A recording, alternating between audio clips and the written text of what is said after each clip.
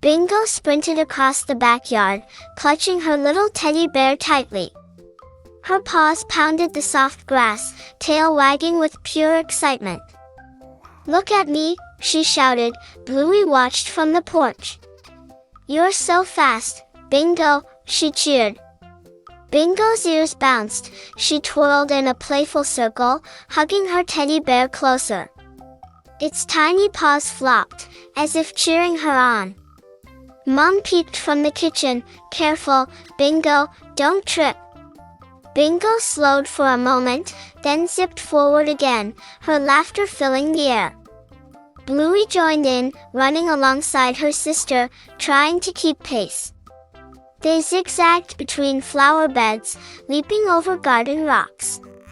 Bingo squealed, "Teddy loves this game." She spun around, almost letting go of her beloved bear. Snickers came bounding, barking happily and chasing them. Bingo giggled louder, dodging Snickers skillfully. Bluey placed a pretend hurdle. "Jump, Bingo." Bingo leaped gracefully, landing safely with Teddy in her arms. The sun shone warmly, casting long shadows on the lawn. Bingo's cheeks were flushed, joy sparkling in her eyes. They reached the big tree, giggling and out of breath. Bingo plopped down on the soft grass, holding her teddy bear high. "Best race ever," she shouted. Bluey nodded, smiling. Even Snickers wagged his tail, seeming to join the fun. Mom called from the porch, "Snack time, my speedy pups." Bingo trotted over, still clutching her teddy tightly, eyes bright with happiness. Bluey grinned. "Next time, we'll race to the swing set."